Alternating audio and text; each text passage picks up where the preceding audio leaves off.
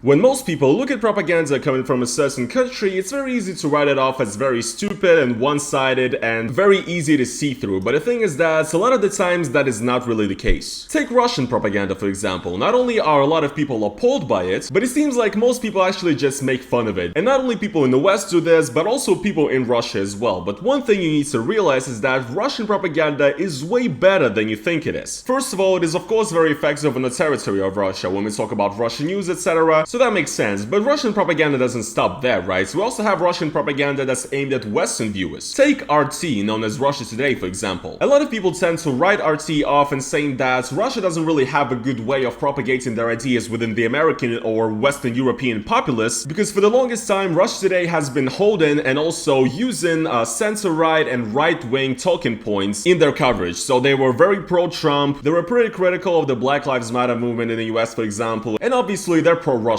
So for the longest time, I believe that Russian propaganda is doing pretty well in the West, but it's only working for the people who are already kind of on the right, and there's no possible way you can parrot pro-Russian talking points to sort of leftist people. But the truth is that, guys, I was wrong. There are quite a few Western media outlets that are operating in English who not only have a very leftist agenda and leftist talking points, pro-LGBT, pro-BLM, anti-Trump, most importantly anti-US imperialism, we're gonna come back to this, but also pretty pro-Russian. And they are also pretty closely affiliated with RT and the Russian state. You guys never heard of it? Well, today we're gonna be looking at how Russian state propaganda co-opts leftist talking points and produces basically pro-Russian media for a leftist audience in the United States and Western Europe. This is some true informational warfare shit. And I'm gonna be honest, with the things we're gonna see in this video, you gotta kind of give props to whoever's doing this, because this is kind of smart, and I didn't think they reached this far. Oh yeah, I forgot to introduce myself. Hello Blazers, it is your boy Roman, your favorite neighborhood Russian. How you guys doing today, and welcome to a brand new video. Now, if you're a media savvy person, then you might have already guessed what kind of outlets I'm talking about today. These are the media known as Redfish and Soapbox Stand. Now these are pretty big. For example, Redfish has almost 500,000 followers on Instagram, and Soapbox Stand has almost 100,000. Now initially, the way I actually found out about these is, I gotta explain myself. I'm kind of a left-leaning guy overall. I would call myself like a social democrat, kind of a Bernie bro if you would put me into like the realm of US politics. Not a huge fan of Trump or, you know, PragerU or RT or whatever, any sort of right-wing media. And I follow a lot of people who I agree with, obviously. And one of those people is Anthony Fantano, one of the biggest music critics in the world, the big YouTuber. You might know him. Anyway, I think this was in like early 2021 when there was another development of the conflict between Israel and Palestine. And I saw Anthony Fantano post something pro-Palestinian on his Instagram, and I went to check out the post, and under the post I saw like a little sign saying that this media is controlled by the Russian state. And I'm like, what is this? Because if you guys know politics, you obviously know that historically it just so happens that supporting Israel is a more of a right-wing stance in America, for example, when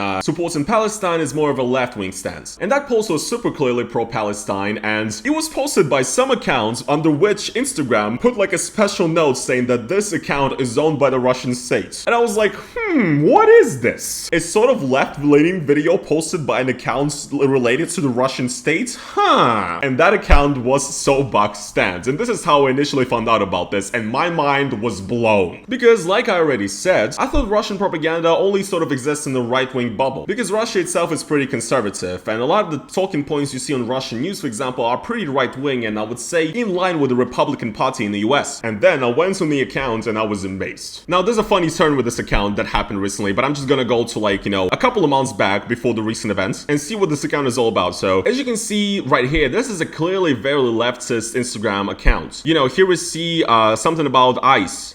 We see quotes of prominent African-American rights activists. Something pro-Palestinian here. Here's some like pro-socialist meme, and also like making fun of US imperialism. And this is pretty much this account in general. It has like general leftist takes, and actually might agree with a lot of the things that are on there. But the thing is that it's like every 10 posts or something, there's like something slightly pro-Russian in this account. This, for example, this was in December 2021, and it's about fighting glorification of Nazism, and I guess it was some sort of vote, and it shows shows that US and Ukraine are the only ones against it. So this is interesting, right? This is interesting that they would post this. Or, you know, this right here. When you have zero corruption because of coded lobbying, saying that, you know, the US is just corrupt as like Russia is or whatever, any other Eastern country, but they just call it differently. And I mean, again, you can criticize lobbying, but it's interesting. Or they have this right here about the Soviet Union and its parts in winning World War II, saying that more Soviets died than Americans. And I mean, this is facts though. I agree with that. The Soviets have suffered probably the biggest sacrifice, but America helped a lot as well with their land leads and everything. Whatever, I'm not talking about that. It's just interesting that this leftist media talks about what the Soviets did in World War II. Like, this is not something an average leftist media would talk about, right? Because it has to do with Russia. And now, guys, the thing is, we gotta wait for the ultimate punchline,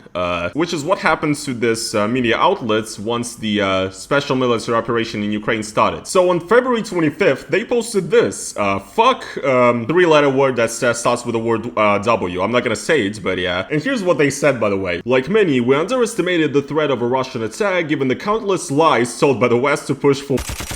We were wrong in our predictions. We condemn intervention, not to Ukraine. Bro, even like in this post, they cannot start talking about Western propaganda. It's incredible. But what followed next was actually pretty crazy too. On 1st of March, they posted Russia without Putin.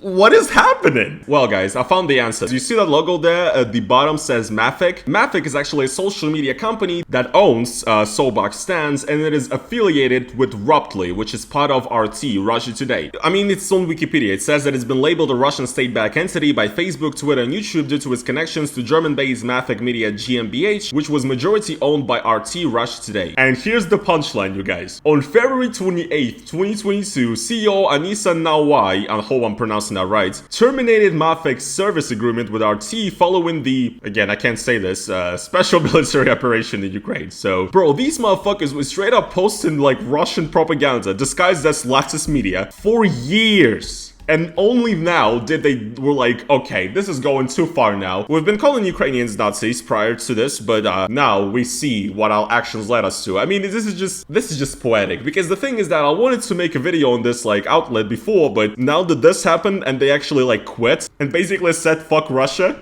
It's poetic, dude. And yeah, this archived tweet is what the lady who runs the Soulbox stand media said. Today I cut all ties with RT, I have terminated Mavic's service agreement with the channel and served all contact, full stop. And actually this lady used to be a RT reporter before she started this media, so I think it's just really interesting for her now, right? To live and to see real consequences of her actions.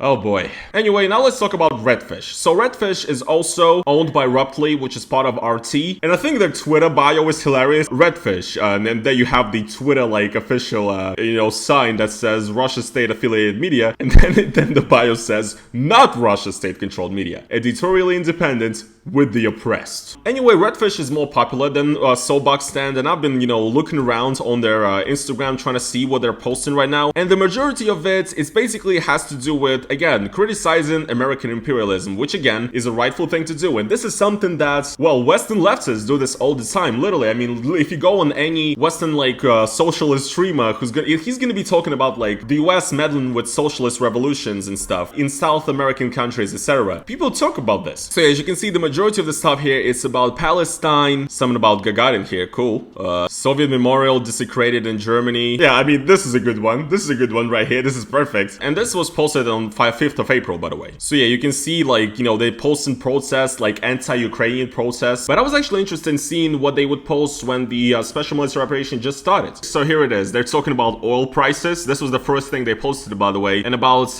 weapons manufacturers stocks horizon, which makes sense, obviously, As global markets fall following Russia's announcement of a military operation in Ukraine, oil prices are reaching new peaks, and weapons manufacturers are making profits. Time and again, innocent lives are lost while the arms and oil industries benefit from the... As Lenin puts it, without overthrowing capital, it is impossible to end the by a truly democratic peace. Okay. So, capitalism is to blame for the current events between Russia and Ukraine. And look, guys, I'm like a fucking left-leaning guy, and I love shitting on capitalism, but bro, it's like, before I saw these outlets, I thought that there is no way like a pro-Russian sentiment can be fed to a leftist audience, but it shows that they can spin it in pretty much any way they can. This has like a leftist message, a Marxist-Leninist message, bro, in the context of the current events in Ukraine. This is like, What is going on? What is actually going on? Here they're posting about, again, people protesting against NATO. Because obviously, when you criticize American imperialism, you've got to criticize NATO. And the thing is that, since Russia is at odds with NATO, this is very much,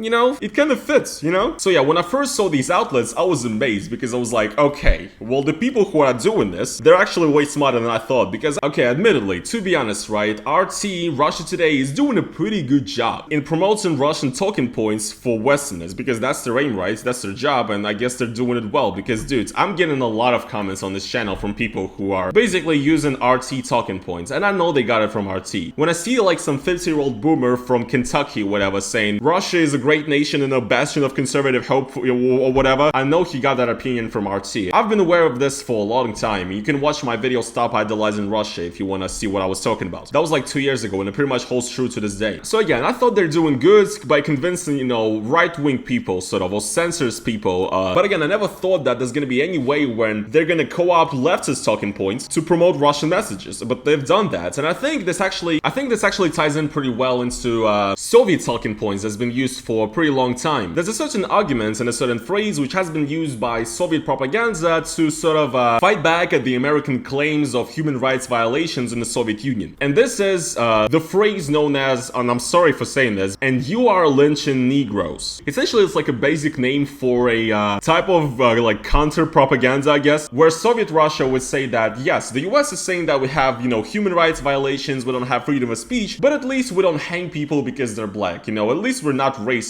In our beautiful country of the USSR, every nation and every race lives peacefully together. And America, you talk about human rights, but you guys are like killing black people in the streets. Essentially, that was their take for the longest time. And for example, right here, you can see like a piece of Soviet propaganda, which shows America and a lynched black person. And this was also used as a tool of anti-capitalist propaganda in the Soviet Union as well, saying that, communism is great, and in capitalism, you see, they need slavery, they need racial segregation, they need racism. Essentially pointing out the unfairness of the American society and trying to say that the Soviets got it better and that we don't kill black people. And to be honest, these leftist pro-Russian media are kind of doing the same thing. They're continuing the tradition because it's a deeply, like, anti-racist, pro-BLM, etc. Media outlets, and it's pretty easy to see the underlying message behind a lot of what they posted, essentially saying that the US is a deeply imperialist and racist and, dystopian state, whatever, and other certain countries like Russia, for example, we don't have any racial issues, We actually might be more free than America, right, guys?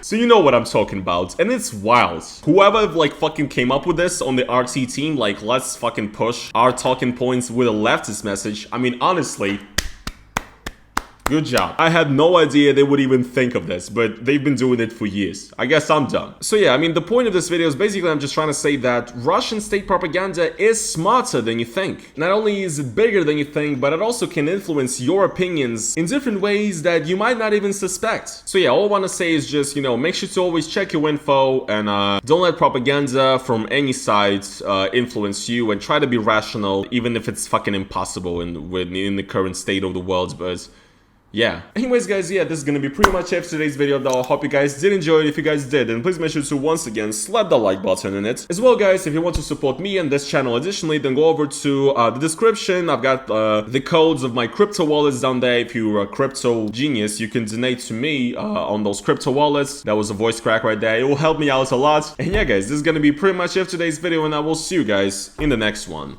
Peace.